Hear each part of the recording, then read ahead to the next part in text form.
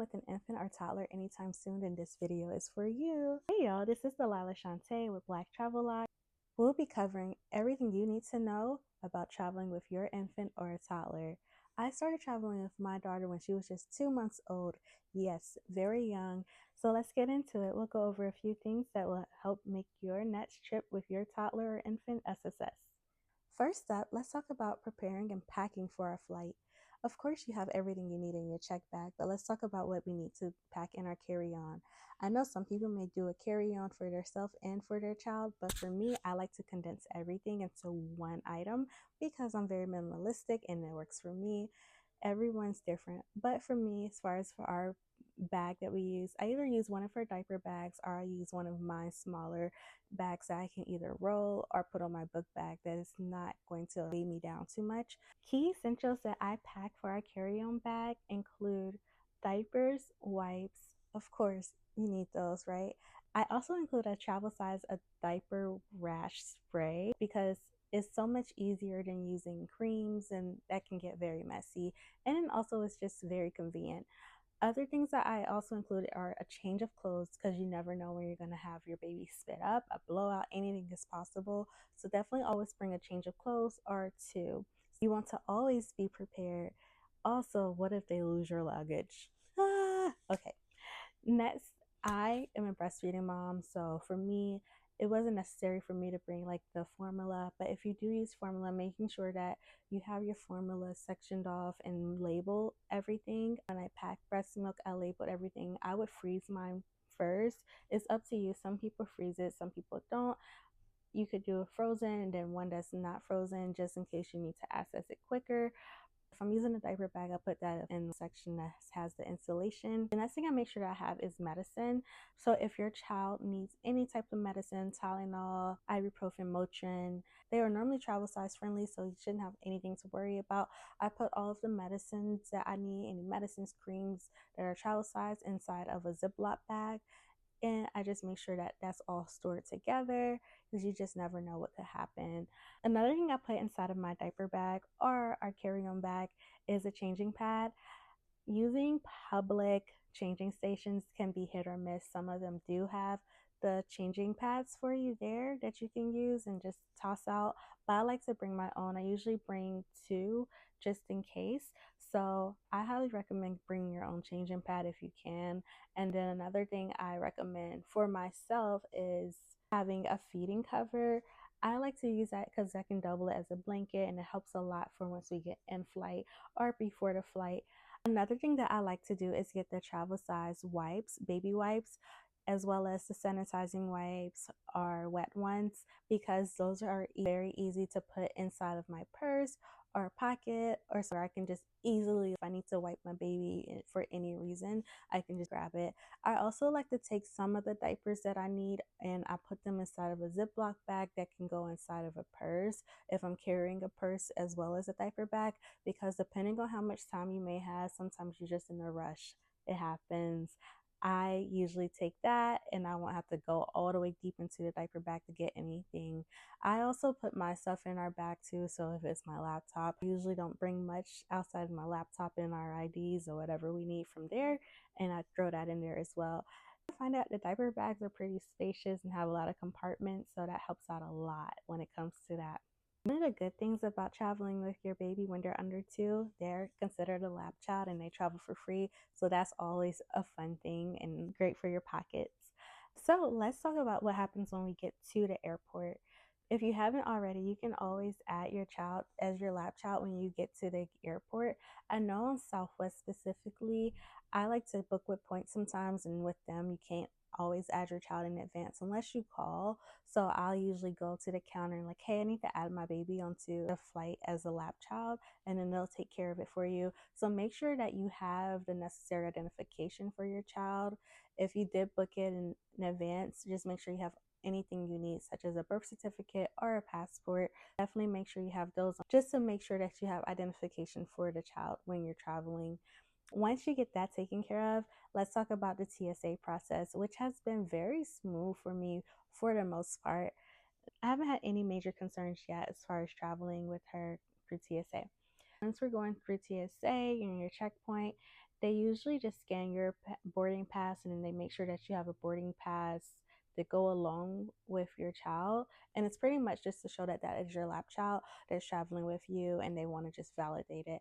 I haven't had anyone at TSA actually ask for her identification, just only when I'm adding her on as a lap child when we're at the ticket counter for check-in. After you go ahead and scan your boarding pass, show them your identification. Depending on how you came to the airport, if you're using a car seat stroller or a stroller itself, or if you're just deciding to wear your baby, those are some different options that I've seen people do. I've done it where I've worn her going through TSA, but most of the time I keep her in her stroller because it's just easier for me to navigate having her in a stroller. However, once you do get to TSA, it may be easier if you're wearing a baby wear because you're going to be asked to take your baby out of their car seat or stroller anyway. And depending on your child, they may put up a fuss if you're trying to get them back in. So that can be a challenge depending on your child. But when you're going through there, they'll ask you to take your baby out the car seat stroller because they want to make sure that they can search it. They do their own swipe and pat down of that separately. And then you'll put all of your items in the bin as normal. I usually just make sure they know, like, hey, like they'll ask, are there any liquids? I'm like, yeah, there's breast milk in there, there's formula, depending on what you have, whatever you have. There's different restrictions for traveling with kids, so definitely double check those, and then I'll put a link there for that as well.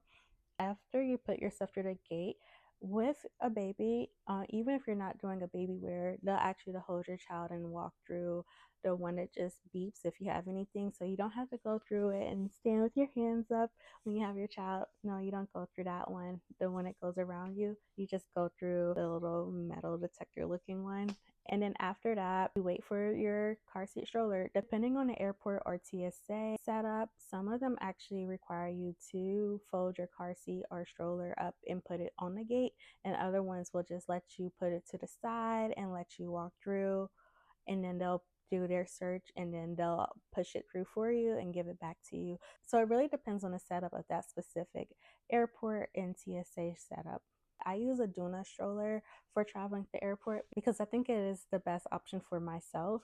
It's very convenient and it collapses, and it's an all-in-one where you can use it as a car seat and you can use it as a stroller, and it's also easier to just fold when you're in a rush. My very first few flights, I traveled using the baby trend stroller, which had the carrier attachment, and I felt like that was way too complicated because there's two different pieces. I'm like, oh my gosh, this is so much, it's overwhelming, especially when you have to do the gate check. After we've made it through TSA, we are going to find our gate, right? No, let's go make sure our baby is clean, diaper is clean, changed. After we go through TSA, I highly recommend going to find the family restroom or nursing area. For me personally, I like to try to make sure, depending on however much time we have between after we get through TSA and having to board, that I go and change her diapers. I found that some airports have really nice family restrooms where it's a very spacious area with the bathroom, the toilet, and then changing station. And this is where my changing bag comes in handy because not all of them are the best or clean. So I like to wipe everything down once I get in there. I've also found that some airports don't have their own family restrooms, or if they do have a family restroom, it's not like greatest. Sometimes I end up going just to the regular restroom to change my baby depending on the airport because not all of them have really good family restrooms. No names. But I've also found that some airports have nursing areas, nursing rooms. And then I went to one airport where they actually had a nursing pod. Interesting enough, when I had traveled internationally from Colombia, they have a nursing pod. So it's just like a huge pod, and you can go in there, you can pump, you can feed your baby, and it's just a private little pod that you can go in. But yeah, I highly recommend changing your baby as soon as you get through TSA because mine normally uses a bathroom during the time it takes for us to travel from home to the airport, checking in, going through TSA, and before we board our flight. If I'm limited on time, I have had to change her on the airplane, which is not the greatest because bathrooms on flights are already super small. However, they do have changing stations in the bathroom. When they're small, it's not as bad. She was super young, like 2 to 6 months. It was easy to change her in the restroom on the flight. However, now she's moving so much that she'll probably try to stand up. It's a lot more difficult. So I highly recommend trying to make sure that you factor in the time that you'll need to change your baby before you get to your gate and have to board. The next thing I have is checking your stroller or car seat.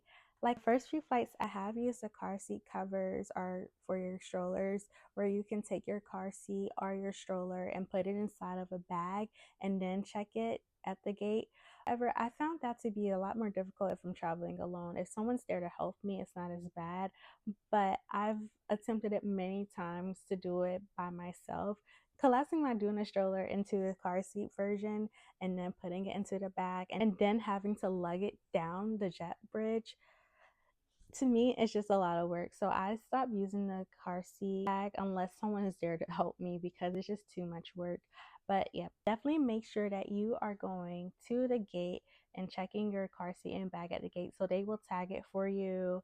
They'll just ask for either your ID or your name to get your information and tag your car seat or stroller, whichever one that you're using, and then you are responsible for taking that down the jet bridge as well. So that's another thing to consider. I have had some good experiences where they are really nice and they'll help me and they're like, oh, we'll just take it down for you. But it's really nice when that happens, but it doesn't always happen. So for me, it's just like, no, I'll just keep everything in the Duna. I'll push it down. Once we're boarding, I push my car seat in the stroller form, or I collapse it because of the wheels, and I just drag it down the jet bridge, and then you leave it there before you get on your flight and you're good to go. But make sure when you get off your flight, so especially if it's your first time, just double check and make sure that your car seat or stroller is there once you're getting off of your flight in the jet bridge area. I've had one instance where I was standing there waiting for a while and they took my car seat all the way to baggage claim, y'all. I was so upset, but that's another story for another day. But having to walk all the way from the end of the airport with your baby, and you're wearing your baby and you have a bag, it was just not the best experience. When you are checking your car seat and stroller at the gate, the purpose is for you to be able to pick it up at the gate as soon as you land. Next, let's talk about in-flight. I know a lot of people have this thing where they see someone with a baby and they're like, oh no, oh my gosh. One of the good things about when you are traveling with your child, especially your infant or toddler, there is family boarding. However, if you are able to get boarding ahead of family boarding, I highly recommend doing that. I've done that a lot of times where we've been able to board before family boarding. I normally fly Southwest, so I usually try to get an A list, because for Southwest, family boarding actually happens between A boarding and B boarding, so that in between where they do the family boarding. If you can get pre-board, I highly recommend getting pre-board as well. Like I mentioned, most of our flights have been on Southwest, but if I'm booking a seat, I try to book a window seat, because my daughter, she's now at the age where she likes to look out the window. She wants to see things, and it's just easier for me once we're in our own little nook in the corner or at that window seat. I also prefer to just go more towards the back of the plane, or either all the way in the front of the plane, so that way I'm close to a restroom just in case if needed, especially if I'm on Southwest where there's not as many people heading there in the beginning. I've gotten pretty lucky on most of my flights where they haven't been completely full, but the ones that have been completely full, I've been able to still get my window seat, and that's one of the key reasons why I make sure I try to change my baby and I use the bathroom before we board. There's always an accident can happen. We have had one flight where she did have a number 2 on the flight, and most of our flights have been around like 2 hours or less, so that's been helpful too, where she's able to get a nap in. As far as another thing I do to prepare her for the flight is when we're about to take off, I try to make sure she's either chewing on something or that I'm feeding her. Most of the time I'm breastfeeding her while we're about to take off. That prevents her ears from popping or helps it to not have that popping sensation. I've also seen other people do like the ear muff or the ear covers. I've tried that for my baby where we try to put the ear covers on her head. She's not a fan. She's not a fan. She's not a fan. She did not keep those on. So for us, what worked was feeding. And then even the times where she's gotten a little bit older and we've done the feeding and she's like still up and alert, it still helped where she's really calm, but she wants to see what's going on. Other things I try to make sure I do when we're in flight is having something for her to do. And depending on if you're a tablet mom or not, or tablet parent or not, some people let their child use a tablet. I find it to be helpful for some kids maybe not. I personally have not used a tablet yet on a flight, but I have used my phone where I put the phone up and then I'll just like put on something like a kid's show or see if it gets her interest. Most of the time, she just wants to stand up on my lap and see what's going on, look around. My baby is very observant, so she's just like, what's going on? Who are these people? And most of the time, I'll say 80% of the time for our flights, I've normally gotten people that sat next to us that loves babies or just happy to be there and help out. And I've always found that really nice. And I'm grateful for anyone out there that's been a helping hand to a mom that's traveling or just to anyone that's traveling with their small child, because we greatly appreciate y'all. I can't thank y'all enough for the ones that are out there like that, especially when it comes to putting up bags. I'm short myself, so when I have to put a bag above, I'm like, oh gosh, and I still have to get it down. Yikes. If you are wearing your baby onto the flight, you have to make sure that when you're wearing your baby that you don't have them strapped in during takeoff or landing. It's fine if you have them strapped in during the flight, but the flight attendant will definitely come around and make sure to let you know that you can't have them strapped in during takeoff or landing, just for safety measures. But I found that using the baby wear on the planes have been helpful, especially for taking naps. If you do have any snacks that your child likes, I highly recommend packing that, making sure it's something that they can snack on.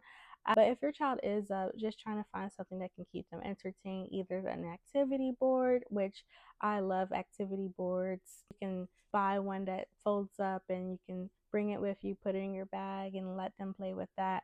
That won't make a lot of noise so they can touch and grab. At the end of the day, it's a new environment for them. It's a new environment for you, especially if this is your first time traveling with your child. Even if you travel a lot, when you're traveling with your infant or toddler, it is a different ball game because you are having to think about, are they good? Are they okay? So definitely make sure you're considering all of that while you're traveling with them. Another thing that helps me out is if we do have enough time before the flight, I try to let my daughter see as much as she can before the flight. Some airports have play areas.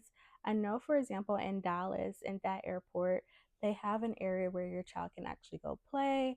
I always find those airports really nice because it gives your child something to do. As far as your bags for on the flight, I try to make sure anything that I need as soon as possible, like a snack, milk, juice, whatever that we need, instantly wipes, put it in the seat back pocket. That way I can just grab and go and do whatever we need to do. And then it's just a lot easier to grab it if it's in the back seat pocket versus having to either bend down, or if you have your stuff above in the bin above, having to try to stand up or trying to get someone to help you get that while you're maneuvering with your child. That's way more difficult to me. I feel like all of that pretty much helps a lot as far as for the end flight. The next thing I have is preparing for landing. So usually when you're about to land, it's like, okay, yay, we're almost done, we're almost over. Yay, okay. For landing, if my baby wakes up, I normally try to feed her again so her ears aren't popping with the changes in elevation. If she's still sleeping through it, I'll let her sleep through it. Otherwise, like I said, I try to feed her through landing. I usually put my daughter back in the baby wear and strap her to me and make sure that we're good to go there before getting off the plane. And like I mentioned before, there are so many people that are very helpful. Like, hey, do you need help with your bags? Do you need help carrying anything?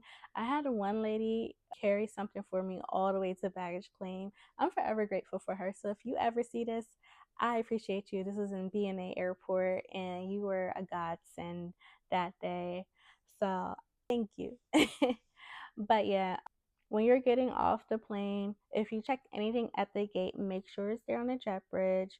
And once we get off from landing, I normally go straight for the bathroom. I figure sometimes it can take a while for bags to get the baggage claim. And shout out to all the baggage handlers out there. We appreciate you. But I always go straight to the bathroom. I check to see if her diaper is dry or not, and I highly recommend changing the diaper or checking the diaper before you go to baggage claim, because you have less things to worry about. You're not carrying as much, and that helps a lot as far as just like being able to get through that easier than going to get your bags and then trying to go to the bathroom to do all of that. I find that once we get off the plane and then I go to the bathroom or nursing area or family restroom and change her first, then by the time we actually make it to baggage claim, our bags are usually there where we don't have to wait once we get to that point. That makes it a lot better for me personally, because I do not like having to have too many things to maneuver with. Overall, I think those are some of the key things that will help with having a successful flight and ways to prepare. If there's anything that you do differently or anything that you suggest, please let me know. If you found any of this information useful, please hit the like button, drop a comment below. Let me know what you like. Let me know what you would do instead or what has helped you as well. Other than that, thank you all so much. Subscribe, turn on your notification button, send this to someone that's preparing to travel with their infant or toddler, and I'll see you all next time. Thank you.